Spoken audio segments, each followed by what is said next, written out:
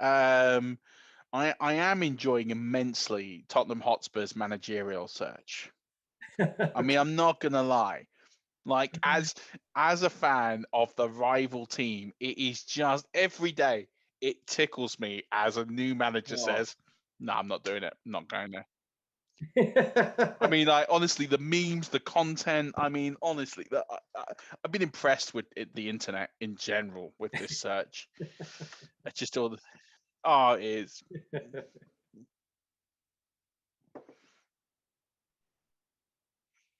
Okay. Right, let's do this. I'm gonna pull up.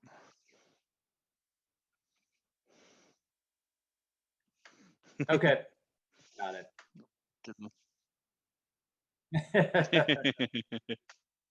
Oh, you Uh, both got babies. Excellent. Well, yeah. yours isn't such a baby anymore, I guess, Murph, but No, he is. He's fast approaching 2. amazing. He's the size of a 3.5 year old. He's absolutely massive. Yeah. Like what happened to the little? Well, he was never a little kid. Like even when he was born, he was like 10 pounds and he was heavy. Yeah. But I was a big kid. I was 14 pounds when I was born. Oh, wow. All right. So So we get the genes he going. gets I he gets it I from me. understand that. How old is yours, Lee? Oh, okay. Wow.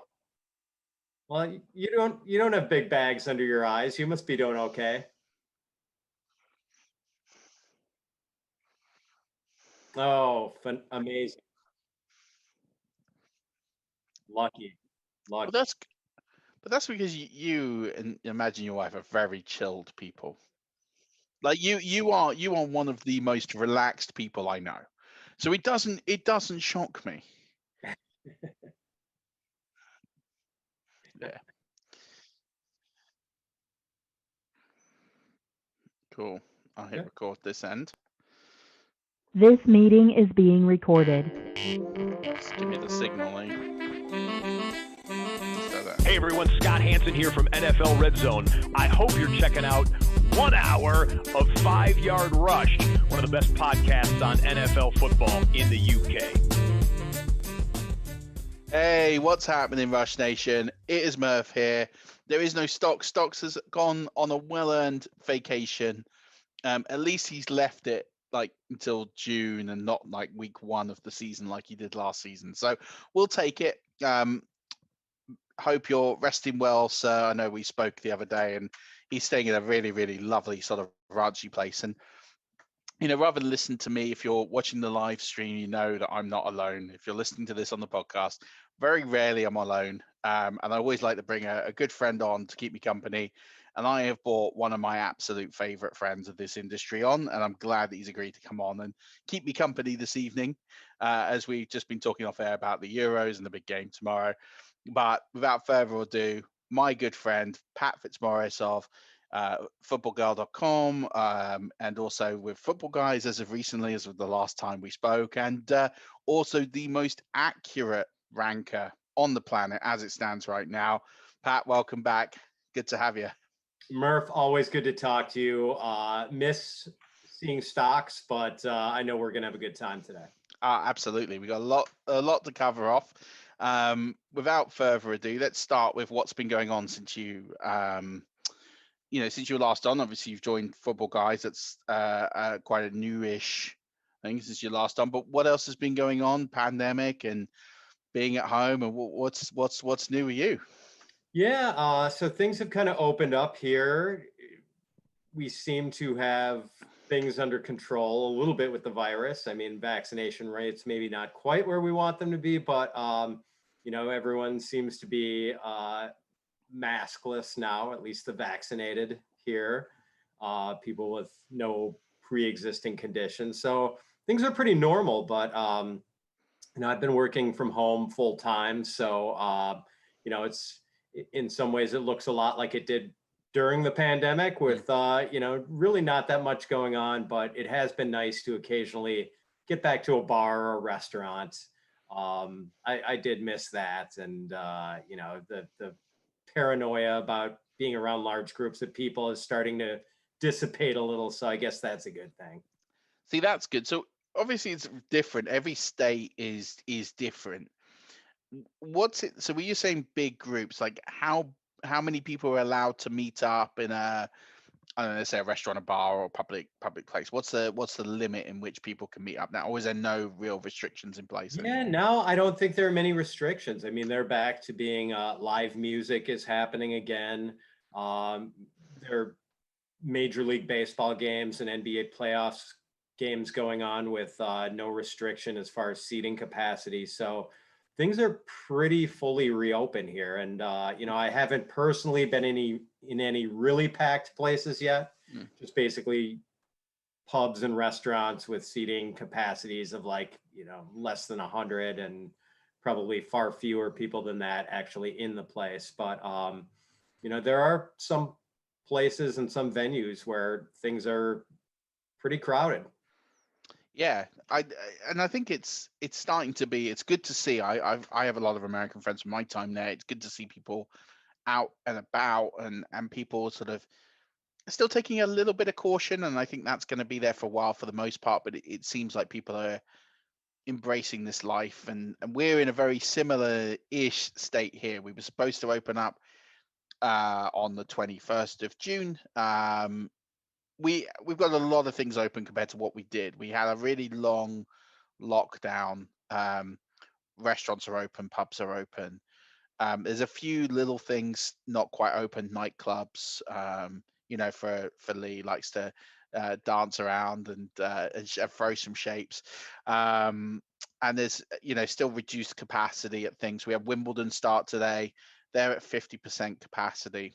The Euros is less than that. They're hoping to get up to 60,000 for the semi-final and the final, which will be very strange to see. But we have a new proposed date of the 19th of July is when we will be hopefully pretty open. And that's just due to the Delta variant, which came from India. And it's just the infection rates are massively climbing. I look at the numbers now, and it was like a week and a half ago, it was at 6,000 a day. Now it's 23,000 a day. But the vaccinations are working. 82% of our population have had a first vaccine, or adult population. So the number of people going to hospital is relatively low. It's still in the hundreds, for example, of people that are in hospital with COVID, not the thousands and tens of thousands that we had. So the vaccines are working.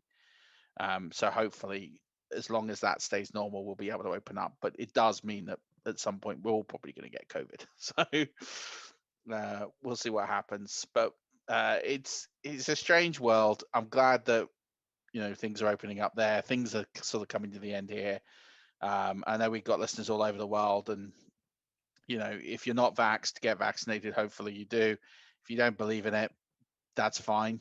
But at the same token, just do what's right by you. I'm not going to get into a political stance because Cole Beasley's done that for most people. We can just leave him to talk about that. But let's talk about one of the reasons I wanted to get you on, other than the fact I just love having you on anyway, is we've been doing a kind of a masterclass of a lot of things recently. We've been doing a masterclass of best ball and dynasty and superflex and a lot of other things. And it would be reminiscent to bring on the number one ranker on the planet right now, and not talk about rankings, because it's something that's been really interesting with our audience. Lots of people approach me about how to do projections. We're not going to talk about projections. We're going to stick to rankings, but just it'd be good to get a bit of an insight to people who are either doing rankings for the first time or have been starting to do them, because we get tons of questions. People are really interested in finding a good process, and since you're the guy, reigning ranking champion, and you've had many top 5, top 10 finishes, what is a good place to start for people who are either looking to rank for the first time or have been doing it but looking to perhaps get a bit better at how they produce their rankings? Sure. Well, first of all, good point that I am just temporarily the reigning champion. I know that's going to be fleeting, which is probably why my wife denied my request to have an iron throne installed in our living room. That's not happening. So, yeah, I guess to start with, at the non-quarterback positions, like usage is king. Like look for usage trends. Where are the targets going? How are players, look at targets, look at snap shares. How have teams been trending as far as how they use their players? Like you're never going to get, nothing is static. Everything moves around a lot. But if you kind of study that stuff, you start to get a better idea. I do think, and this is something I learned over the years in rankings, that people tend to overplay defensive matchups and put too much emphasis on that. Just from watching other good rankers over the years, people I really respect as far as their rankings work, Sean Corner, John Paulson, Justin Boone, a bunch of other people who, I really admire. I noticed that when I would be off from where they had a player ranked, if there was a discrepancy, if I was kind of the outlier, it was often because I was overplaying defense and they were looking more at likelihood of touch volume, likelihood of how many carries a player had been getting, and not worrying so much about the matchup. And I would notice that more times than not, they were right and I was wrong. And over the years, I've kind of shifted my thinking on that. And generally, I think maybe it's our tendency to overmanage and want to be involved in that. But I do tend to think we get too excited about positive defensive matchups and too worried about tough matchups and make suboptimal decisions about starting lesser players because of that. And then just anyone who wants to rank, just dive in. Start with quarterback, which is an easier position to do since, if you're doing preseason rankings, there's usually just one guy to talk about on a team, maybe two if it's a transitional situation like the Bears or the 49ers or someone like that, or an ambiguous situation like the Saints. But just start and go through teams alphabetically or division by division and start stacking quarterbacks. If you're doing it alphabetically, start with Atlanta and slot in Matt Ryan, and then Arizona's next. Do you like Kyler Murray more than Matt Ryan? Yes, you should. And then just keep doing that. And if you come to tough decisions, if it's Baker Mayfield versus Daniel Jones, dig into the numbers a little bit, dig into what you think the run pass splits are going to be for a team in a given year. That's about it. There's a lot of nuance during the season. Injuries come into play. Weather might come into play. So many things, but dive in and try it for yourself in pre-draft season, and don't rely on the so-called experts who get a lot of things wrong every year. Absolutely. I think that's the first thing, is everyone can pretend to be an expert.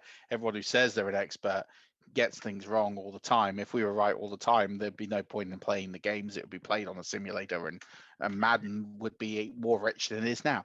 But I think it's interesting. A lot of people come to me and say, I really want to do projections. And I'm like, okay, it sounds great. Like, I want to do projections, and I get it. And I don't try and dissuade people too much, but I do say it's a lot of work. To do projections takes weeks just to formulate them, let alone the tweaks. And the first time, second time, the third draft are all pretty rubbish. It takes me 3 months to formulate projections that I feel good enough to even share with stocks. Like, that's how long it takes me to produce a set of projections. I feel like I can actually share this with another human being, because it takes so much accounting. And I say to people, do rankings first, because at least with rankings, you can, it's less about the finite margins, because you could literally project two players to be, 0.1 of a fantasy point off. And you're sitting there like, well, actually, I thought this person would be above this person. And you've got them so infinitely close. And you're like, have I got that right? Well, maybe I need to go back and tweak. Whereas if your gut's telling you that, let's say Mecole Hardman, for example, is someone who should be in the top 50 wide receiver conversation, top 40 wide receiver conversation, maybe the fringe wide receiver 3 conversation, if that's how you feel. At least in a ranking, you can put him there. Like, you don't have to worry too much about, oh, well, I've got to look at his projections and, oh, am I really sure? Is that right? Do the rankings first. I think it will help you with your process. And then if you do want to elevate and go to projections, at least once you've done that for a year or two, it will set you in good stead for the projection process. One of the questions I have around rankings, and I get this a lot, so I want to get this straight from you, is obviously we're trying to tell people to use tiers. Tiers is a good way of not being so linear in drafts and thinking, well, okay, I have to just go off my list of rankings and move across. And tiers give you that opportunity to sort of have a vertical board and a horizontal board. You might have one guy in one tier running back and you're on the clock, and you might have four guys in a wide receiver tier, and you think, well, which way do I go? How do you use your rankings to define your tiers? Because you obviously are looking at the players and you're thinking, okay, I think Hill's going to be up there in the top 3 wide receivers. And then how do you define the tiers in between? Do you look at previous scoring, previous performance, and previous and target shares, or is it a bit a case of gut feel based on your years' experience? Like how do you define the tiers? It's mostly like, I know some people like to do tiering where they group together similar types of players, certain profiles, like maybe with wide receivers, they group the sort of possession third down receiver. They group the Cole Beasleys, Jamison Crowders, the third down slot receiver. I shouldn't say third down, slot receiver possession types together, or they have other sort of phylums, I guess, that they're grouping these players into. I just tend to do it as like, I look for drop-off points. Where are certain bits of the rankings, parts where it's flat, where I don't necessarily care if I'm getting the running back 5 or the running back 8, because I think those 4 guys are very similar, and I'd almost rather be getting the last one, letting other people make that decision for me rather than taking the first one there. And like, I don't know that there are that many tiers for me. I guess at any position, maybe you can find, if it's a single onesie position like quarterback or tight end, maybe there are 2 or 3 significant drop-off points where it the talent clearly goes down a level, and at running back and receiver, maybe it's 4 or 5 such points. But I think there are some clear spots where I think you just drop from one level to the next. The gap between players is larger than it is in other spots. And, I just kind of like to highlight those areas for myself. And I should probably do more to make people aware of, where I think those points are. Because I think it's tricky. I especially look at the wide receiver position, and you could realistically have a tier around that sub wide receiver 2 into like the wide receiver 4 range, and you could have 20 guys who could be split by 18 to 20 fantasy points realistically over a season. Like, it's so deep, and at that point so thin, that you could have realistically a tier there of 20 guys. It's not inconceivable, because it's so, I mean, I was going through my projections and I was looking and I was like, wow, I've gotten to the point where I've got wide receivers around the end of the wide receiver 3 range into the wide receiver 4 tier, and they're being split by like decimals of a point or a couple of points, because it is so thin. A catch, it literally one play could elevate a guy from, at the end of the season, from wide receiver 30 to wide receiver 23. And you look at it and the context of that player changes massively. We saw it a couple of years ago. I can't remember who it was, but someone caught a late touchdown in week 17 to elevate them up into that wide receiver 2 conversation. And it changed, and then you hear it the next week or the next season. It's like, so-and-so finished as as a wide receiver 2. And you're like, yeah, we did it on the last play of a really meaningless game. Like, he wasn't there all season. Kyle Rudolph is another example, I think, a tight end. He had a monster week 16, I think, and a few seasons back, and he went from being a tight end 25 to tight end 8. And it's like, oh, well, he was a tight end 1. You're like, yeah, one good game. And he just elevated because it is so close at stages. When you have elements like that, do you just tell people, or do you, when you put your you think it is what it is? And if I miss, like if I have a guy who I think is going to be wide receiver 30 and he's wide receiver 50, like it is what it is because it's that close? Or do you have ways that you because you're pretty good at this thing and you rank very highly, and you do this better than most on the planet? How do you get it to the point where it is so close, you go with those decisions to get it right at least a significant amount of the time? Yeah, I hear you, Murph. And when we're splitting hairs like that, I mean, it sounds strange when you pride yourself on precision of rankings, but sometimes you just kind of throw your hands in the air and say, there's really not much separation here. And if someone's asking me which person I prefer, I'm telling them, look, I'm not giving you this choice with any degree of confidence. I think maybe this guy has a 52% chance to outscore, player A has a 52% chance to outscore player B. It comes down to that sometimes, and that's really the best we have to work with. You maybe offer some theories why, I think this team's going to be slightly more pass heavy and neutral game scripts, or, I don't like the other receivers as much on this guy's team, which is why I think he might get a little bit bigger target share than player B. But sometimes we are really just sifting through the grains of sand and hoping to find little bits of information we can use. But there's, as you mentioned, sometimes it's just not much separating two players. And again, I guess in that case, it's going back to what you know versus what you don't know. For example, if you've got a proven commodity over an unproven commodity, you probably give the edge to the guy is going to deliver versus the guy who could deliver, where it has all the talent and upside, but the situation's a bit more ambiguous. For example, maybe fade players that are associated with rookie quarterbacks. I guess those sort of things help you make those tiebreaker decisions. Are there any sort of major ones? If you have people who were doing rankings at home and we're in that close to a dead heat, and like, well, I've got a couple of guys here all in a group that they could use as a tiebreaker. Man, like I always, athleticism is a big thing for me, especially the younger a player is and the smaller his track record is, the more I'll look at like the athleticism, but not to the exclusion of college achievement. Of course, it's all sort of part of the resume. Boy, I mean, that's really just dependent on any number of variables, Murph. Kind of hard to pin those down, and it sort of depends on the position too.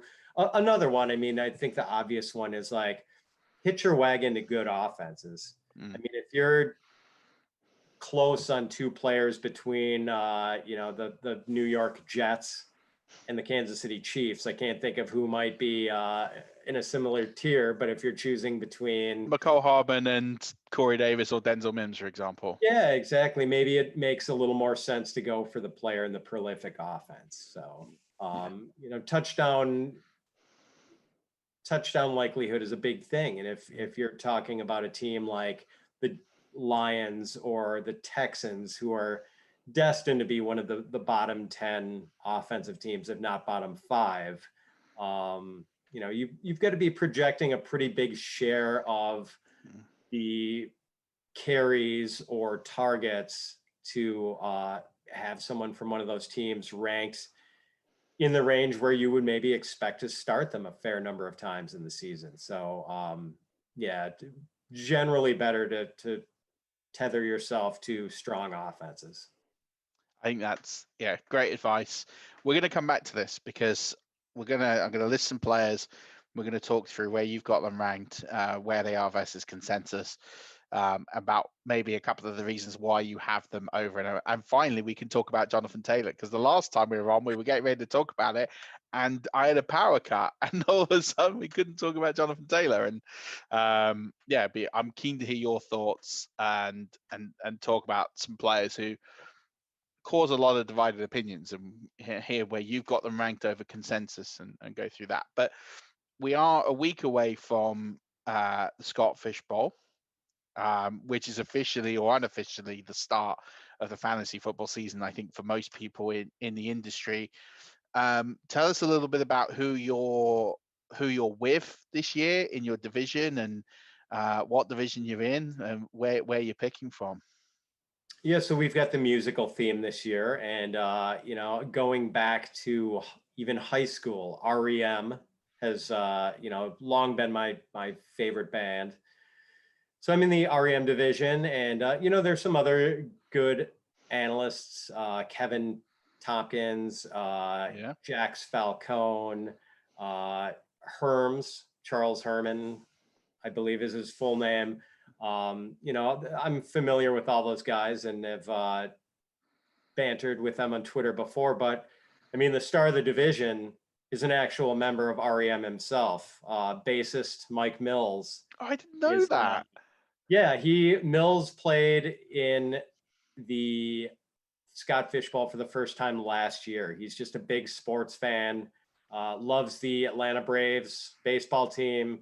I believe he went to the University of Georgia, so he's a big Georgia Bulldogs guy. I think he's a Falcons fan, not totally sure about that.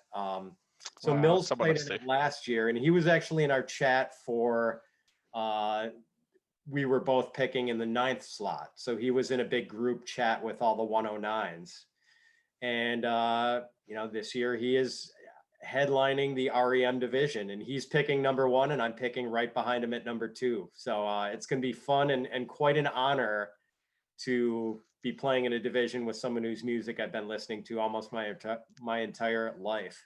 That's absolutely amazing. You've actually got a good friend of mine in your division, Ben Burridge, at Gridirony UK. Yeah. So That's he's right. I knew we had another Englishman in our division too. So he's already apologized in advance for if he screws us up with the time difference and is slow to make a pick.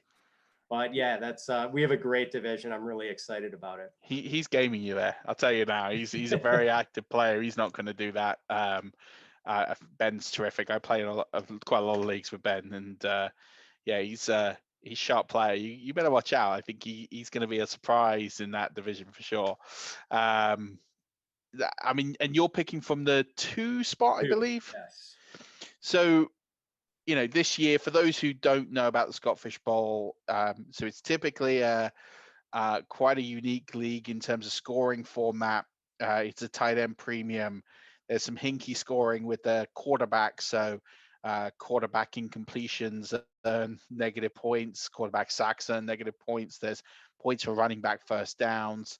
There's all sorts of scoring in there that makes it a real challenge. This year, Scott has added kickers, which it's not kickers as you would know it, because it's actually points for field goal yardage. So, for example, if someone kicks a 39-yard field goal, it's 3.9 points. Is that? Yeah. So all of a sudden, having those that kick indoors and kick a lot is a significant advantage at the position. So again, there's another element to get involved rather than just picking a load of guys at the end of the draft or picking them up off of free agency. So with that, with the 102, you're obviously in the group chats. What's your sort of thinking from that slot? Because I guess it's really tricky. You would expect, I guess, in most leagues, you'd say CMC would come off the board first. I don't think that's going to be the case in the Scott Fish Bowl. So what are you thinking is going to happen in those first 2 picks? And I don't want you to give away who you're going to pick, but just what might be in consideration for you there, and talk a little bit about maybe potential roster construction and what you're kind of thinking your team build might look like. Yeah, I don't mind giving away strategy, Murph. So I have seen in the Scott Fish Bowl mock drafts that the top 3 have typically been, and I can't remember the exact order. I think it was Christian McCaffrey, Patrick Mahomes, and then Travis Kelce, because we've got tight ends premium scoring, where normally for running backs and receivers, it's half a point for a reception or a first down. For tight ends, it's a full point for a first down or a reception. I tend to not like the build of my roster when I go tight end early. I actually did it last year with George Kittle. It didn't really work out from a health perspective, which was kind of the story of my entire season. Actually, I had a lot of injury issues. I was with you there.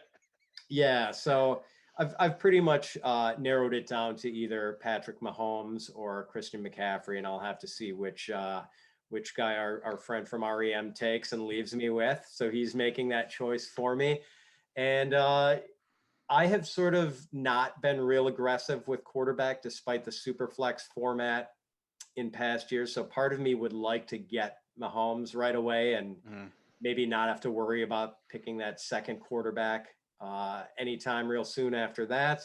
Part of me would also like to get that super premium running back, knowing full well that it's going to be a parade of running backs going after my pick, and that by the time it gets back to me late in the second round, there's not going to be much in the running back 1, running back 2 category remaining. So yeah, I guess one of those problems is going to be solved, and one is going to be exacerbated depending on what Mike Mills does in front of me. And as far as strategy, the other twist this year, Murph, is the third round reversal.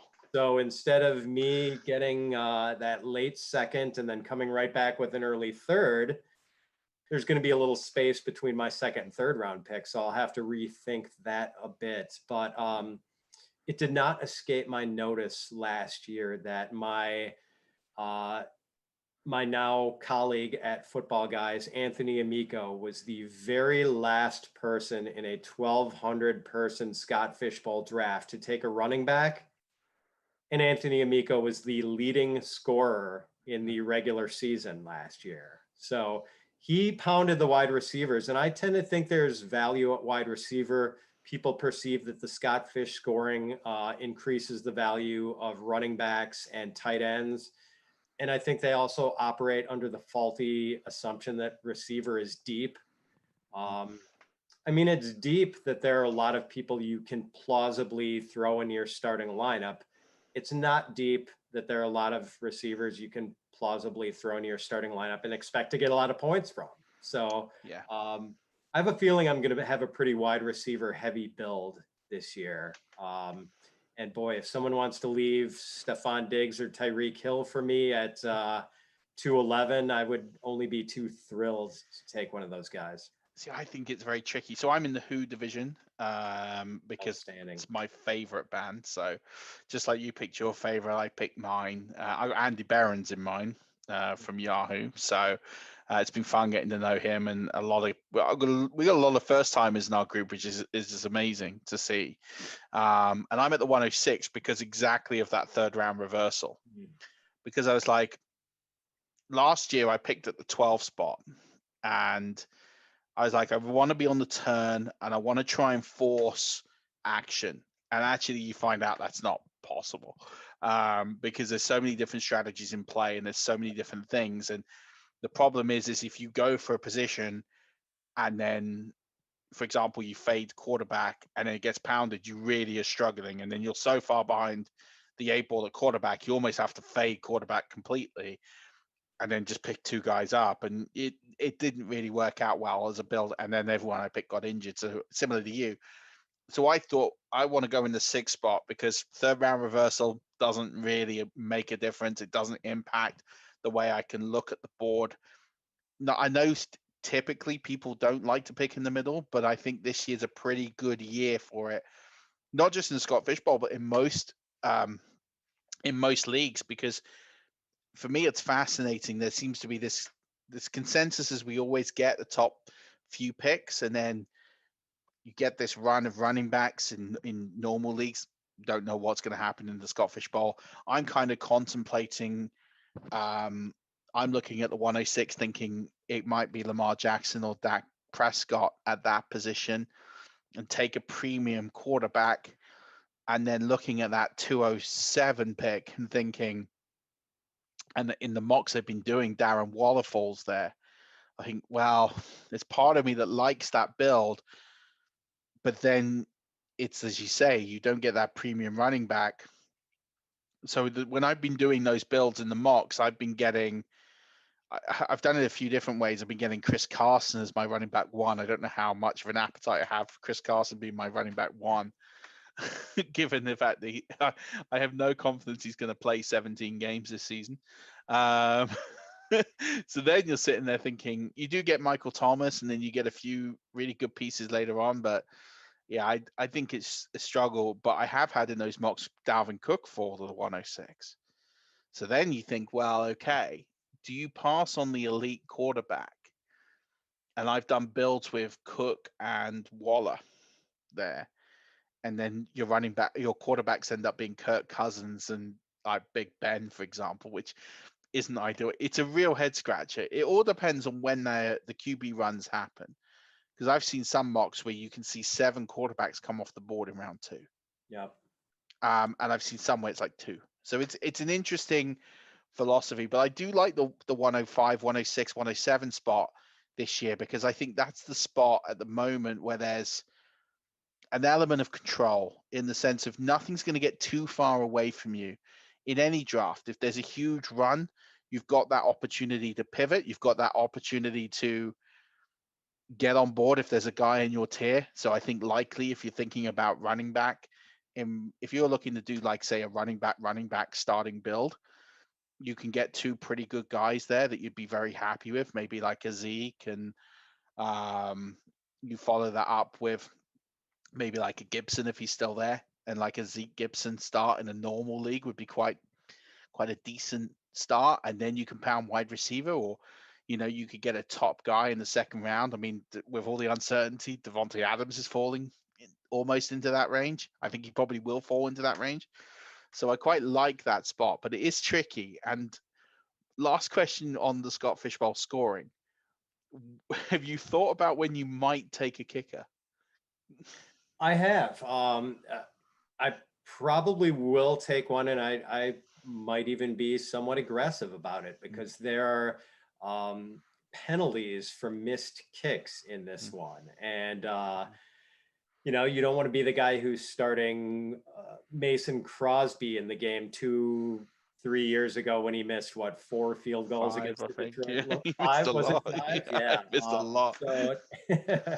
So I think there are a limited number of kickers I would want to consider. I would want someone super accurate: Justin Tucker, Jason Sanders, Matt Prater, Yang Ho Koo, guys who are not streaky as far as missing kicks. So I would, definitely. And I think there was someone who posted about this and indicated that in a typical game, kickers under this scoring format could score pretty well relative to a third receiver type or a committee back type. So I think it's worth considering the starting a kicker in one of the flex spots. Like, there's something worthwhile to that. And, I'm not going to be too embarrassed to be one of the first guys to maybe pull the trigger on a kicker.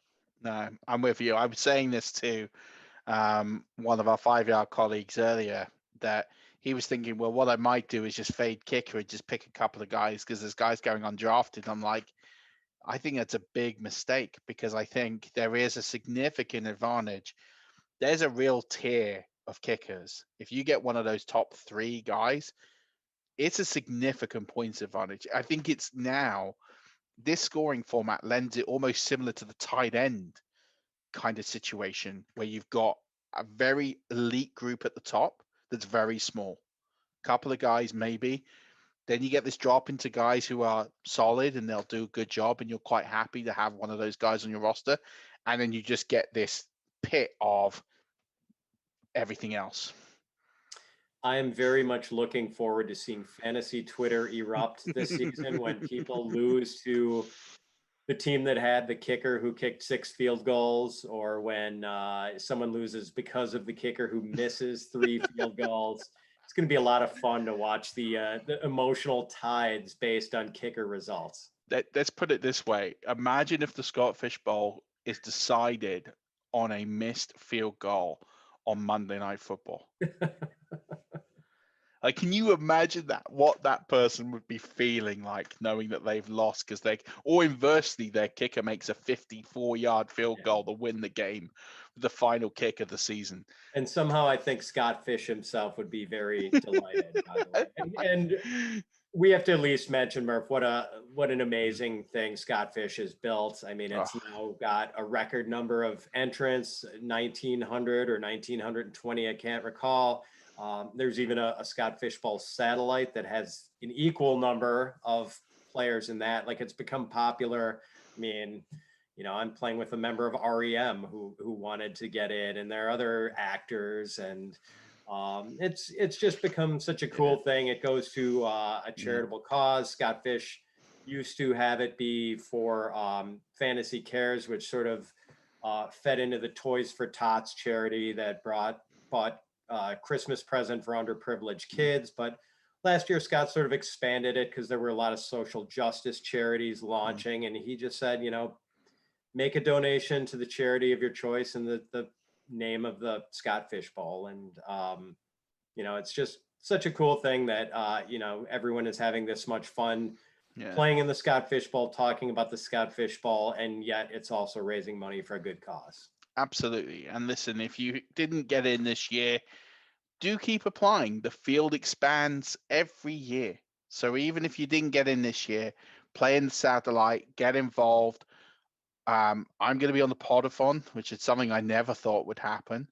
But Sal's going to let us loose. Luckily, they do it for 24 hours, and someone has to come on at the 4:30 Eastern time slot, which for me is breakfast time. So happy days. So I'm really looking forward to being part of something I've watched for years and never been part of. So it's going to be terrific, and support it by any means. And I'm lucky enough to have benefited from meeting some wonderful people through playing this and being part of the wonderful thing that Scott Fish has built. But inversely, I think probably the greatest thing of it is the amount of charity leagues that have now come off the back of this. We do one, lots of other great folk are doing charity leagues all over the place. And now, we're talking about raising hundreds of thousands of dollars, hundreds of thousands of pounds for charity every single year. And it's like, we're all just giving back in some great way, a small but great way that, what we're doing is impacting lives just by playing fake football. It's amazing. It really is. We can sleep well at night knowing that we're doing some good with our sickness and our hobby. So let's talk about some players who, some rankings of players who you might have ranked. And let's start with Jonathan Taylor, because we never got to have that debate in full. Where, when last time you were on, you were very bullish about Jonathan Taylor and about, his finish in this. He can be that bell cow. And do you still have that belief that he is, a strong RB1? Where you got him ranked right now? What are your kind of thoughts on it? Or have they changed as the off season's gone on and you've sort of dug into it a bit more?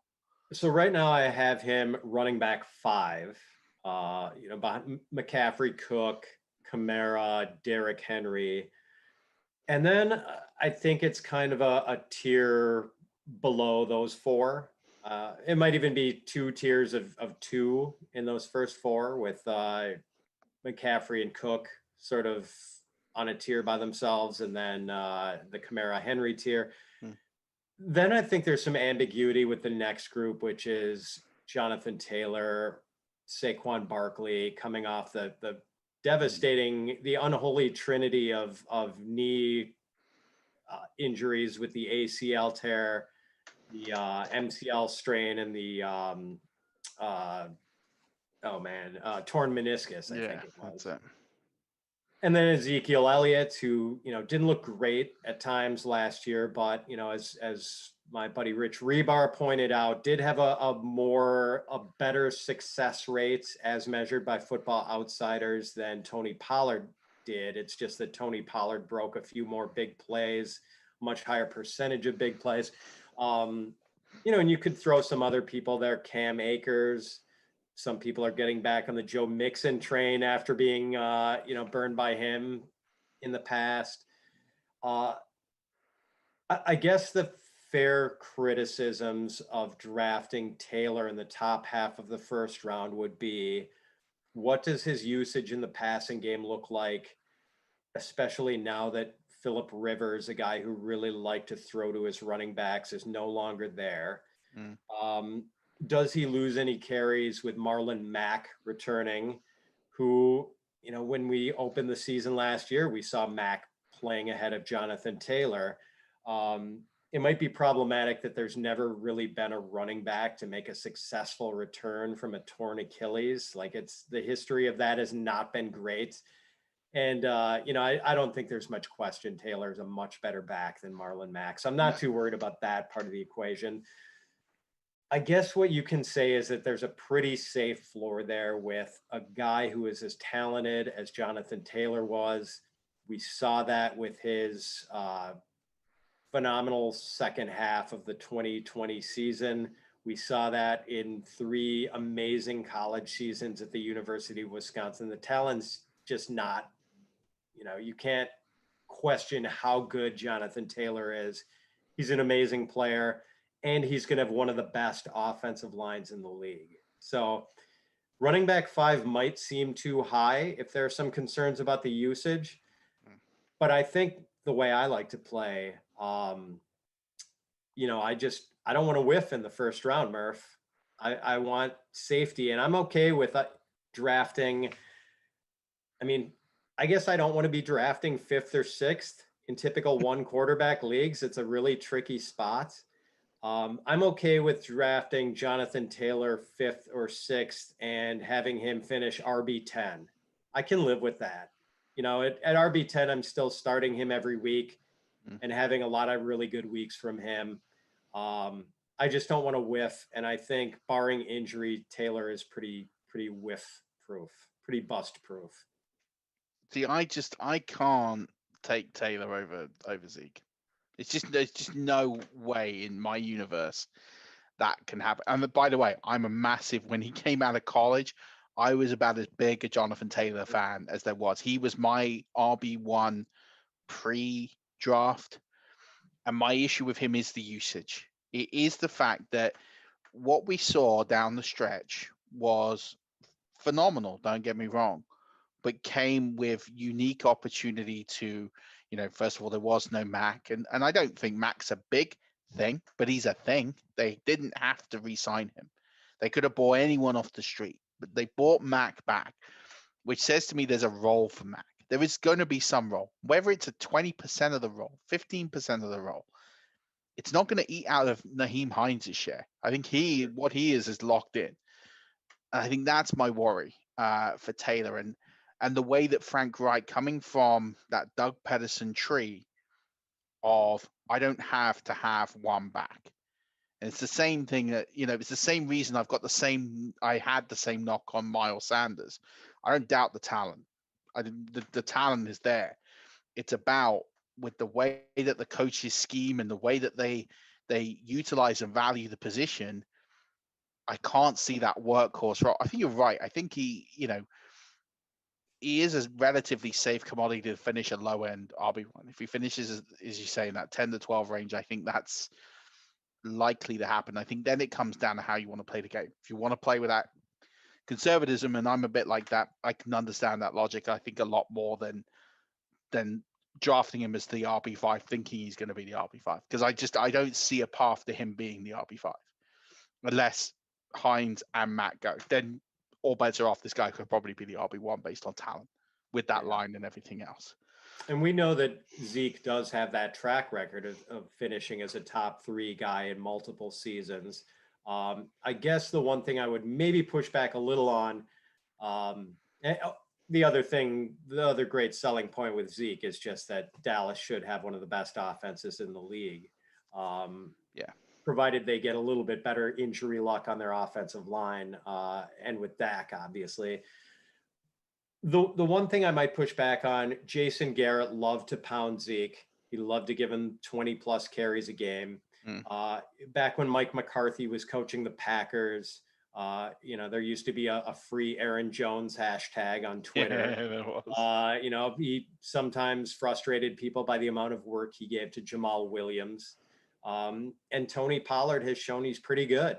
So maybe we see a little Tony Pollard cutting into Zeke. I don't think there's a committee situation brewing in Dallas. No chance of that. And the other thing is that just Zeke has some mileage on the odometer. It's he's been used heavily. Some guys age better than others. I'm not really downgrading him because of that. I am a little concerned that he didn't always look that sharp last year, but again, there were a lot of problems with the Dallas offense overall. I mean, Andy Dalton sort of shrinks the field and brings those safeties closer to the line of scrimmage, and the offensive line was dealing with a lot of injuries. So totally understand it. I basically have Taylor, Zeke, and Barkley on one tier lumped together. I can't argue vehemently against anyone who wants to take any of those three over the other two. So, I totally understand the point. And I think our first four are pretty similar, McCaffrey, Cook, Henry, Kamara, I think, as you say, I think for me, McCaffrey's in a tier of his own. I think it's a pretty easy 101. I think Cook is in a tier of his own. If you don't get McCaffrey, you take Cook. I think that makes complete sense. Kamara and Henry, that's just, I think, down to how you want to play it up. And maybe, and some people are fading Kamara, fearing Taysom Hill's going to get the job and what might happen. I kind of get that, because you don't want to whiff on that. But I think, I don't think that's going to be too much to worry about. So then you're going to have this run. We expect sort of 8 running backs potentially going off the board in a row at the start of the draft. And then you're starting getting into this conversation of wide receiver. Travis Kelce, I think, goes in the first round now, which is, I understand. I never really was for that. And I'm pretty similar to you. I don't play that way, but now I get the positional advantage that Travis Kelce gives you over the rest of the field, and the fact that he's a top 5 scoring wide receiver in his own right, and it's a safe floor. I get that now. I didn't in previous years, but now I kind of get it. What about Devontae Adams? What's going on with Aaron Rodgers? Everyone's kind of, you're a Green Bay fan. I personally don't. I'm not worried about Aaron Rodgers. I think he's going to play. I think he's going to play for the Packers. I can't see him retiring. I can't see him getting traded. I don't think he's there that long. I think this could be the last season, but we're only talking about this season. Are you worried about the Aaron Rodgers situation, and as a result, are you going to fade Adams, or are you thinking this is just going to be one of those things that everyone's made a big deal out of, but actually it's just going to get resolved and go away very quietly, very quickly? I think I'm less worried about the possibility of Rodgers leaving, or I think it's less of a chance than a lot of people. I think it's 80 to 90% likely he starts for the Packers in week 1. I just read there's apparently some sort of contractual clause or something. I don't know, in NFL rule, like if Rodgers decides to, by the end of this week, I think it's July 2nd is the deadline, he could just say he's not going to play in the NFL this season, and it would somehow protect the vast majority of his contract remaining. So it would save him like more than $10 million. I don't think that's really Rodgers' first concern. I mean, he's made a lot of money. He's going to make a lot of money in his future years. He's probably going to make a lot of money in hosting Jeopardy or doing whatever after his NFL career. And he's about to marry a Hollywood starlet, so in Shailene Woodley. So I don't think money is really an issue for him. And I don't think a trade is likely. I mean, this is just sort of my own theory on this, but the Packers have this unique ownership structure. They've got a general manager who answers to a team president, who's part of a 7-member executive committee, which is a subset of a 40-some person board of directors. It's, who are representing fans like me, Murph, who actually has a stock certificate that Oh, I wow. was given for my birthday like 20 years ago. That's amazing.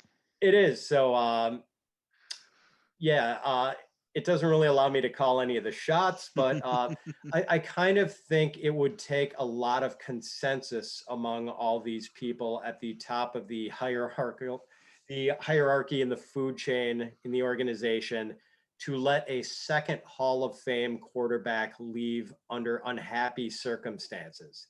Brett Favre already left unhappily and went to the Packers' most hated rival. I'll say it. I hate the Vikings more than the Bears. I don't even hate the Bears. I do hate the Vikings. And seeing Favre go to the Vikings and then beat the Packers in his first start against them as a member of the Vikings was just like one of the worst moments of my Packer fandom ever. I don't think they're going to let Aaron Rodgers also leave unhappily. I think Matt LaFleur and team president Mark Murphy have already flown out to try to mend fences. And I think ultimately Rodgers is not going to hold out. I just don't see him doing it this late in his career when he knows his biological clock is ticking. I think he still has things he wants to accomplish in the league before he, crosses the age threshold into his 40s, and there's not much time. And also, let's get this right. Like, he's not going to Denver. Like, he's just. I get everyone's excited. They got great offensive weapons. Nobody's dream is to go and be a quarterback for Vic Fangio. Like, that's not a dream. That is not something people want. And this whole thing of him going to Denver, I don't get it. I get it if he's wavering, if a team, like, for example, if the 49ers hadn't drafted Trey Lance and they were really in it, and that was a real conversation with the fact he's a Californian kid and that team it's a great roster. If we were talking about the 49ers and not Denver, I go, do you know what? There's probably a bit in that. I can see it. I can't with them. I can't imagine he's going to uproot his life. And I know Green Bay isn't big, and I know it's not like it's a very small place, and I know Denver is bigger, but that team's not ready to compete. It's in a division that they've got virtually no chance of winning, even with Aaron Rodgers. I don't see it. It's not like, I just think is as you say, he's got limited time left in the NFL. And I don't think he's going to put his future career at risk of being a quote unquote complicated fella like that. Yes, I don't think he's going to put his future revenue at stake, because no one wants to be the guy who holds out and holds a team to ransom. It's not a good look. You run down your contract, you go to free agency, people get that.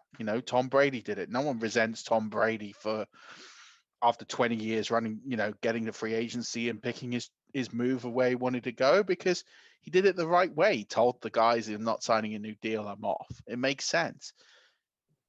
But anytime someone holds out, it never goes well. Lev Bell has never been the same player since he held out. Like, it doesn't go well, and he won't be received well as a host of Jeopardy or whatever he wants to do. As well, you held out for a year because you got upset that the franchise drafted your replacement 2 years early or whatever.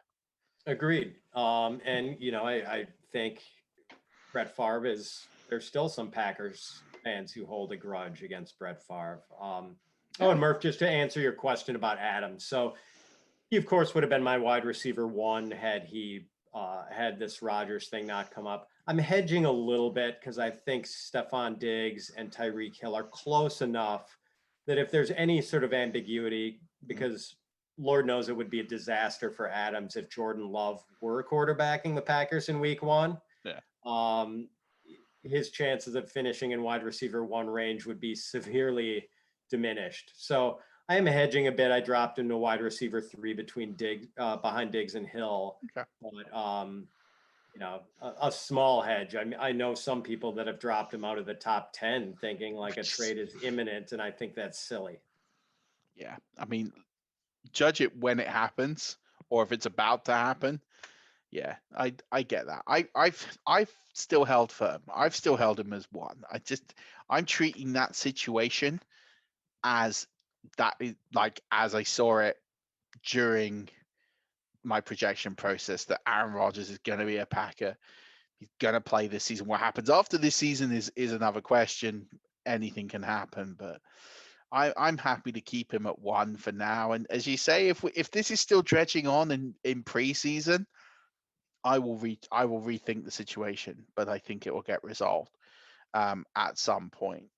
Let's talk about guys going just after. So if you look at where Adams is now, he's going sort of in that second round. You're getting a nice discount on him. If you want to go zero RB and you're at the tail end of the first, you could win the lottery by getting either one of Kelsey or Diggs, and then picking up Adams after that. I mean, it's about as good a position as you can be if you are a zero RB truther. But let's look at guys going just after that. So Antonio Gibson, Austin Eckler. What are your views on these guys? Because personally, I find them very difficult to differentiate, even though they're obviously very different backs. And I know you've got sort of Cam Akers in there as well. But do we? I mean, I know Antonio Gibson's kind of going after Austin Eckler, but do we think that they are? I don't know. What are your thoughts on them? Because I personally think that right now, Antonio Gibson going as the RB13 is just a little too soft. Like I've got him significantly over that. I think it's a discount, whereas Austin Eckler's going at RB10. Yeah, I think I initially had Eckler ranked ahead of Gibson, but I've since reversed, and now I've got Gibson at 11 and Eckler at 13. The interesting thing, Murph, about Gibson is that I think people believed, given his unique background in college, that he had 30 some carries, that people thought his way to find himself in the NFL was going to be as a third down back, as a passing down guy. And that eventually he would start to grow into a larger share of the rushing duties.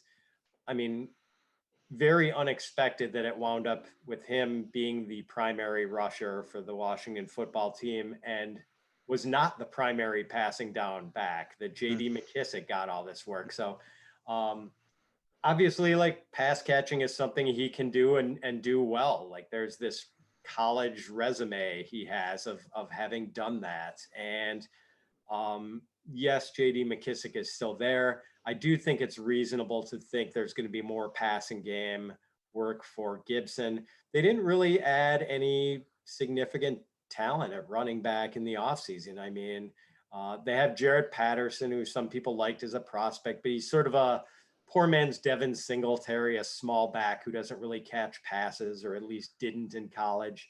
So yeah, and what we saw from Gibson was just so spectacular last year. I know the expected, the touchdown count was greater than the expected touchdown count based on a number of the people who do that based on, how many carries a player had and where they were on the field and what running backs typically score from certain points. Like, I know he outkicked his touchdown expectation. But this Washington defense is really good. I think there might be more favorable game scripts for Washington. They might be able to run the ball even more frequently than they did last year. And he's just an exciting talent.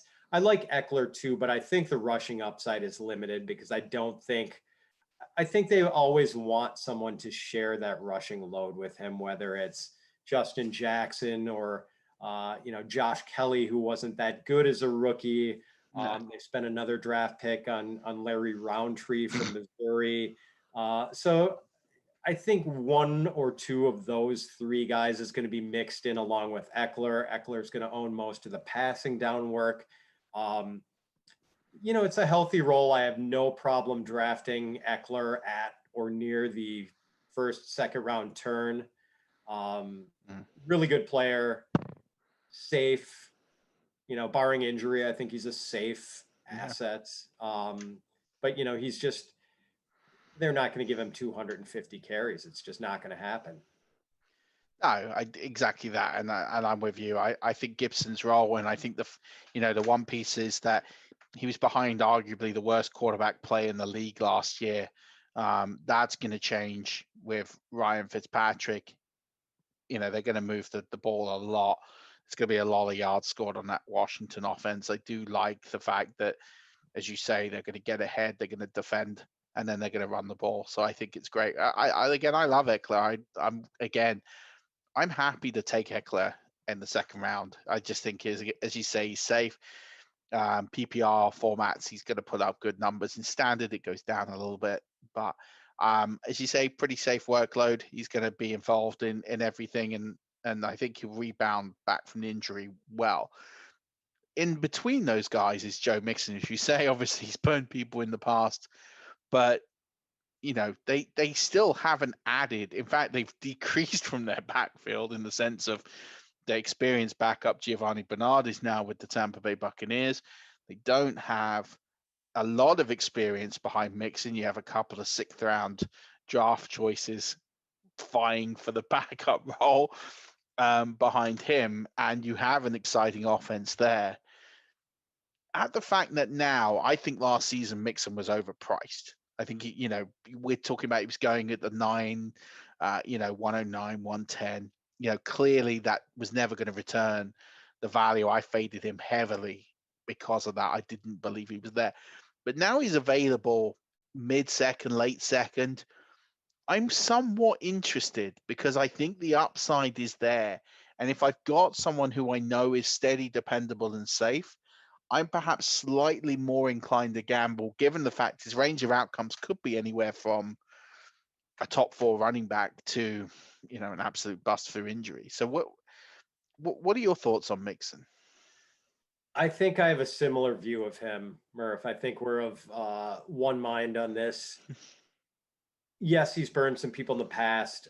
It's nice that Giovanni Bernard is gone for him. Like it opens him up for a greater share of the running back targets there. I don't know that they're going to be a ton of running back targets given how good the receivers are in Cincinnati. But then again, at LSU, we saw Joe Burrow throw to Clyde Edwards-Helaire quite a bit. So, it's nice that he doesn't have that top level backup, although people have been talking up rookie Chris Evans as a, nice prospect. But I mean, come on, he's not going to challenge Joe Mixon. It should be a pretty good offense.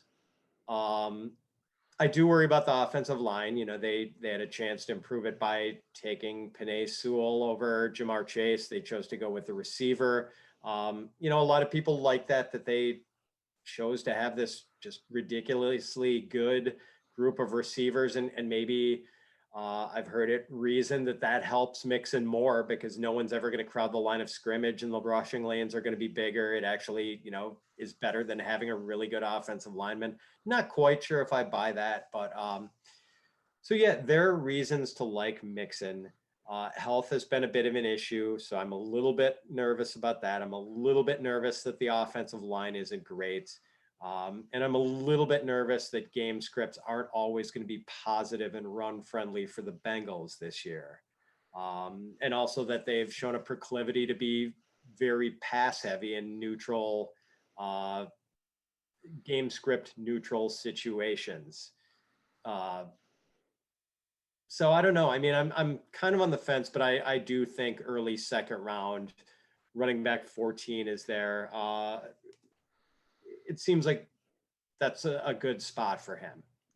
I think the thing that gives me a bit of confidence is, prior to him going down, he was the running back 4 on the season. He had some very good games early on in that lineup with Joe, with Joe Burrow. Obviously, the unfortunate thing was he went down, I think week 4, week 5, like it was early, but he did really come out of, I think week 1 was pretty poor, but weeks 2, 3, 4, and 5 were really strong, really strong performance. Either week 4 or week 5 was that 3 touchdown game against Dallas, whose defense was just a train wreck at the time, and Mixon ripped them apart. I think that was the highlight of my Scott Fishbowl season, an otherwise disastrous season. I had Mixon, George Kittle had like 200 yards that day, and I think I had Odell Beckham go for 3 touchdowns that day too. Didn't he throw one in that game? He did throw one. So Yeah, that was a crazy week, and that was Mixon's big game that really pushed him up the scoring. yeah. But yeah, then I think it was the next week that he got hurt after that down. Dallas game, and but yeah, you're right. I mean, it looked pretty good in early last season for quite a while, and maybe we'll get that again over a longer stretch of time this year. Yeah, I sure hope so. I do like him as a player. It's just, again, whether or not you can put it all together for 16 weeks. Let's talk about Tennessee for a second. So AJ Brown, a lot of people were forecasting him to potentially join Diggs and Adams and Hill in that tier. Now they go and get Julio Jones. Have you downgraded? He's going off the board now, wide receiver. Well, his expert consensus ranking is wide receiver 7. Do we think that's fair given Julio there, or is that being too conservative? I think that's being far too optimistic. I know Okay. a lot of people said that they weren't going to move AJ Brown down their rankings, or at least not significantly after that trade. I think it's because people just really like AJ Brown, Murph, and they sort of looked for excuses not to. Like, yes, Julio Jones is going to be there, but Arthur Smith is no longer the offensive coordinator, so they might not be as run heavy as they were. This new offensive coordinator, Todd Downing, I think his 1 year as offensive coordinator with the Raiders in 2017, the Raiders were top 10 in percentage of passing plays versus the run. I think people were sort of manufacturing excuses not to fall out of love with AJ Brown. He is an efficient receiver. I mean, he's good at the catch and run, which really boosts his yards per target and yards per route run and those efficiency numbers we like. But there's no way he's not going to be hurt by the arrival of Julio Jones. I mean, we could realistically maybe have expected up to 180, 190 targets for him when he was the sole credible receiver in that offense. And oh gosh, I'm blanking on the name. Who's the Rams receiver who was going to be Josh Reynolds? Josh Reynolds. Thank you. Yeah, so I could see the optimism then, but there's no way that Julio isn't going to be a major part of this offense. And oh, by the way, Derrick Henry is your running back, and he is going to command his 20 plus carries a game. So, I've got Julio down at wide receiver 20, AJ Brown at wide receiver 12. I mean, in an offense that's going to run the ball too, I can't see how I can move either of those guys higher. I don't think AJ Brown should be a top 10 guy, and I've got to keep Julio in wide receiver 2 range. Yeah, I'm definitely with you on Julio. I have him at 21. I'm slightly higher than you on AJ Brown, but not much. I have him at 8. I think that we resonate here quite a lot, because I think with AJ Brown, I think he still gets his targets. I think he's going to be getting his portion. I think Julio helps him than not having anyone, because I think it would have been very, very easy to cover AJ Brown knowing that the guy on the other side is Josh Reynolds, which is not going to scare anybody. You could put AJ Brown in triple coverage and literally could take him out of games, because it's like, okay, and he's a good player. He's a very good player, but he's not playing the slot, and he's not playing that sort of role where it's easy to manufacture touches to. I think the fact that Julio is there means he's going to get open a bit, but yeah, I don't buy this, wide receiver 1 hype. And I think as well, credit to Tannehill over what he's done over the last 2 years. He's been terrific, but people do not wait enough. That the change in offensive system does not always bring an upturn in fortunes. And the Titans are a great example of that. It'd be great the last 2 years with Arthur Smith, but look at Marcus Mariota behind that. We had 3 different offensive coordinators in 4 years. It didn't help him any. And I think when you change the offense significantly, it's going to be difficult for them to, as you say, we're a run first team, to really to give AJ Brown the ball enough for him to be the standout sort of wide receiver one. But I think he'll be fine. I think he's a safe-ish play, but I don't think he's going to have those peak weeks that I think when I look at players around. If I wanted a safe player in that range, I'd take Allen Robinson, for example. I think like if that's your choice, is like if I want safety, I'll take the guy who does it every single year with worse quarterback play, knowing that he's actually might get a better quarterback this year, and he might even be better over someone like AJ Brown. I think I don't see that upside that people do. I think he's a safe player. I don't see the high. I don't see him having wide receiver 1 overall weeks. Right. And Allen Robinson is one of the guys who I moved Brown behind. I previously had him ahead of, I think, off the top of my head, Allen Robinson, Keenan Allen, Terry McLaurin, and there might have been one other receiver. I DK Metcalf. What's that? DK Metcalf. I already had Metcalf ahead of Brown, I think, one spot. Or did I? Yeah, they were neck and neck before. But so yeah, I mean, it's not like it trashes his value by any means, but without that massive target upside, I just think it's going to be a little harder for him to capture his potential ceiling. Even though, as you pointed out, I think his efficiency numbers are probably preserved by the arrival of Julio Jones, helping to command some more of that coverage and not keeping AJ Brown bracketed by defenders all season. Yeah. It's going to be an interesting one, but I'm definitely not buying the hashtag AJ Brown wide receiver 1 story that your league mate Kevin Tompkins is going to be spilling, as he has done all offseason. So let Kevin Tompkins in the Scott Fish Bowl take AJ Brown as his first wide receiver, and you outfox him that way. Last couple. So there was a bit of a debate, last year and in the start of this offseason. J.K. Dobbins versus DeAndre Swift. At points, it looked like Swift was going to have the advantage, and then Matt Stafford gets traded. They signed Jamal Williams.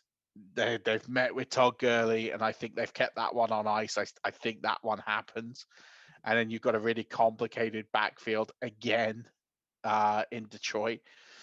And then you've got J.K. Dobbins, who showed at times what an elite runner he is, but with the way that Baltimore play with their offense, it's unlikely he's going to be given the full role and responsibility of being the true back that he is. How do you have those guys ranked? Do you think they're going to be on your teams a lot this season? And what are your kind of thoughts on those two? Because I think they're a real quandary in terms of what's available in that sort of third round. They really are. As of now, Murph, I've got DeAndre Swift, running back 16, and Dobbins right behind him at running back 17. And I know some people would maybe think that's too aggressive. And I know there are other pockets of support for these guys. They're kind of in similar situations in that they've got veterans who are going to cut into their loads. I mean, we've seen that the Ravens like to use Gus Edwards. I think the Lions have kind of made it clear that they're going to use Jamal Williams. And now there are rumors that they might sign Todd Gurley. I'm not sure if that's going to happen or not, but even if it's just Jamal Williams, like Williams, we talked about the free Aaron Jones hashtag before. Williams I didn't like him very much his first year or two. I thought he was kind of a jobber, just sort of a guy. And he grew on me over time because he really does everything well. Like he blocks aggressively. He can catch passes. He can run inside and out. Like he does everything pretty well. And I mean, like Swift left no doubt in my mind about his talent last year. Like he was when he was limited to a passing down role, he was terrific in that, other than dropping the game-winning catch against the Bears in week 1. Other than that, he was really good as a pass catcher. And then once they let go of Adrian Peterson and, turned over the running game to Swift, he was really good in that role too. Dobbins, goes on this run-heavy team, and I think on one hand, Lamar Jackson helps him out by being a running threat and making those holes a little bigger. And on the other side of the coin, sort of hurts him by being a running threat quarterback who's going to run in some touchdowns and take those off Dobbins' plate. So plus they don't really throw to the backs too much. Dobbins is very talented. I think maybe there's a pretty safe 1,000-yard floor there, assuming he plays 15, 16, 17 games. Maybe, Murph, I shouldn't be contradicting my own advice from earlier in the podcast about how if there are two guys who are pretty close, you should probably go with the better offense, because I don't think there's much doubt that the Ravens are going to have a better overall offense than the Lions, and yet I've got Swift ranked a spot ahead of Dobbins. So maybe I should revisit it, but I guess if I'm going to pull anything out that could justify it, it's that, I think Scott Barrett's research showed that a target for a running back is worth like 2.3 times more than a carry is. And I mean, Dobbins' usage in the passing game is very, very uncertain, whereas Swift is definitely going to be used in the passing game. Yeah. And, a couple of years ago, we're seeing Jared Goff really pepper Todd Gurley with running back targets, and we can hope for the same thing in Detroit. So am I going to have a lot of these guys? I think I've already drafted each of them in best balls. I don't think I'm going to be overweight on either guy, but I don't think I'm going to be totally out on either guy either. I see the dilemma with these guys, and I definitely am not calling it quits on either, but I'm also not overlooking some of these usage problems either. Yeah, I'm looking at who you can get either side of them, right? So CEH, running back 15 expert consensus ranking, definitely think he's above both these players. Then I'm looking immediately underneath, and I'm looking at Chris Carson. Sort of mocked him for his injury concerns, but I do think he's got almost no competition there. Not to mention, I think, he's earned his way into a significant role there. It's just whether or not he stays fit. And then you've got Miles Sanders, who I have been down on historically because of that system he's been in. But actually, I quite like this year, because I think even though Hurts is going to make it a little bit difficult for him, I just think that there's so little talent on that offense that it's going to have to run through him at some point. And then under that, you've got David Montgomery, and I'm thinking, well, he's probably the most disrespected running back 4 in the history of fantasy football. Yes, he had an easy schedule. Yes, there was no Tyreek Cohen last year. Yes, behind pretty awful quarterback play, and that's certainly going to get an upgrade in the second half of the season for sure. But the one thing David Montgomery did do was pound the rock pretty well and did take advantage of those matchups. And he has a pretty decent schedule. It's not too bad this year. He's going to have a couple of games I think he's going to blank, but give me what you're going to get with David Montgomery over Swift and Dobbins this year all day long. Yeah, that's a fascinating tier for sure. And I think you summed it up perfectly for me, Murph. That is like my, running back 16. I said Swift 16, Dobbins 17. I think I've got Carson 18. I think Montgomery is 19 or 20. And who is the other guy and Sanders, I've got 19. Yeah. Sanders is really interesting because, as you said, who else are they going to give the ball in that offense? I mean, they've added all these running backs, which is interesting, but like Kerryon Johnson, who didn't really work out in Detroit, Jordan Howard, who's got to be close to the end if he even makes the roster. They did draft Kenneth Gainwell, and I guess that's the one that bothers me a little bit, because Sanders was expected to be this passing down. Like, that's part of the appeal with him, passing downs. And Kenneth Gainwell is probably the best pass catching back in this draft. So that one bothered me a bit, but we did see Miles Sanders really take off as a runner last year after the Eagles inserted Jalen Hurts. Like, that opened up lanes. We talked about it with Lamar Jackson opening up lanes for J.K. Dobbins, and I think we saw the same thing happen for Sanders last year. So like you, I'm kind of torn. I like that he comes at a cheaper price this year. Because if they hadn't brought in all these backs, maybe if he had been more consistent and, hadn't had such a sluggish start last year, he'd be a lot more expensive. But right now, being able to get him, third, maybe fourth round is a little more palatable. Yeah, he's going off the board, as you say, that sort of 3-4 turn, and I'm with you. I was never paying mid-second for him last year. I thought he was the most overpriced player in fantasy football last year, and the fact that he finished, I think, running back 24, running back 25 overall says it all. But the one thing I would say is I just think this year is going to open up for him. I think Montgomery is getting underdrafted. It's an interesting tier, as you say, and I think there's going to be some real movement in this tier, and I think it'd be interesting because I actually think if DeAndre Swift signs for, Todd Gurley signs for Detroit, I can see Swift fall like 10 spots easily. I just think people will panic there. And I also think on strength of schedule that outside of Aaron Jones, he has the worst schedule of all the running backs. Yes, he's, he doesn't get to go against the Detroit defense in that division is the problem. Yeah, I mean, even Aaron Jones gets that, and he's got a tough schedule. But yeah, right. I think it's a tough one for him with what he's going to do. But I think it's fascinating. I think we're going to see lots of movement over the next couple of weeks and months, and I just can't wait for it to be back.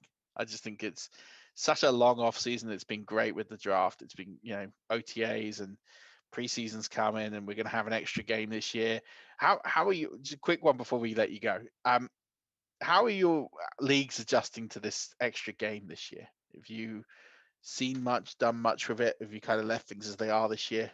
So it worked out pretty well. Two of my home leagues are 14 and 16 teamers. The 16 team league, we actually had a 14 game regular season and played a week 17 championship, which I know would incur the scorn of most people. But, we our thinking on that was like, traditionally, it really hasn't affected week 17 results as much as people would believe that it would. And we kind of felt like one extra week of the regular season for 16 owners outweighed this idea that like somehow a week 17 championship game wouldn't be fair to one team or the other. And I'm kind of glad we've done it that way over the years, but now it works perfectly where we still get our 14 game regular season. We're still not playing in the final week. It's perfect. And our 14 team league sort of works similarly well. But yeah, with other teams, I've heard, or other leagues, I should say, I've heard people thinking about doing a 2-week championship game, adding playoff teams. Some are just going to take the last 2 weeks off, which seems, I don't know, self-defeating. Mm-hmm. I suppose if you want to have a multi-week free-for-all with all the teams after the normal season is wrapped up, that would be cool, perhaps. So, yeah, it's interesting. I mean, I think, Scott Fish, who runs a lot of leagues, would probably be the better person to ask about this. He might have more creative solutions for better utilizing that extra week. But yeah, it is interesting, and it's going to be interesting if they inevitably throw the 18-week season at us the following year. So that's coming. I'm almost ready for it. I don't think they want an unbalanced schedule where teams play one more home game or one more road game. It's kind of silly. So no, I think they might just do the reversal for next year just to tidy it up, and that might happen. It might be 18 next year, Sure. but it's not going to be long. Absolutely not. But this has been an absolute pleasure as always. I'm so glad that you came back and joined us, and look forward to the next time you're on. But before you go, tell everyone where they can find your outstanding work and your amazing podcast, and tease maybe perhaps who might be on this week. Sure, Murph. Great to talk to you as always. I always love our conversations, and already am looking forward to the next one. People can find me on Twitter at Fitz_FF. They can find my rankings, pre-draft rankings and in-season rankings every week at thefootballgirl.com. In season, they're always posted first thing Tuesday morning. Even first thing if you're in the UK, because I know the football girl herself usually gets those posted before she goes to bed on Monday nights. And I'm also going to have a lot of content up at footballguys.com. So I would encourage people to subscribe to that. I mean, there's so much on that site. It's well worth it. And as you mentioned, Murph, the weekly Fitz on Fantasy pod, that usually arrives Tuesday morning, Wednesday at the latest. And this week it's going to be our mutual friend, Mike Tagliere. Fantastic. So, I'm a little mad that Tags moved out of the Chicago area, so I'm not going to see him in person quite as often. We used to golf every week right after Labor Day, right before the start of the season, because we knew it was going to be like our last non-crazy day of the year. But yeah, good conversation with Tags that I just wrapped up less than an hour before I came on with you. So I think people are going to enjoy that. Yeah, absolutely. He's such a fascinating and wonderful person. So, did you give him much stick for not being verified on Twitter yet? It came up. It came up. I'm not shocked. We had Joe Pisapia on a couple of weeks ago, and obviously he's hosting, and he is the mediator between Kyle Yates and Mike Tagliere on that show at the moment. And well, I don't know. I don't understand how he's not been verified. Someone needs to sort that out. We'll start a campaign after his ego's been bruised a little bit. That's right. Got to come up with some sort of hashtag for that. No question. We'll do it. We'll work on it. But Pat, as always, thank you so much for coming. Look forward to having you on again soon. Rush Nation, check out the rest of the podcasts we're putting out over the course of the week.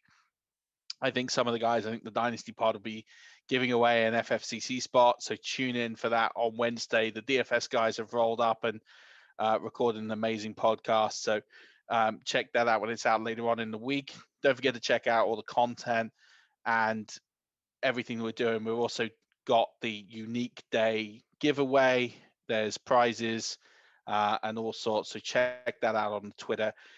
It's donations of 3.12 and in divisibles of that to win some amazing prizes. So check out the pinned tweet on that. But until next week, where I hope Stocks returns, and if not, he doesn't, and I'll have to call another friend up to come and join. Don't forget, keep rushing.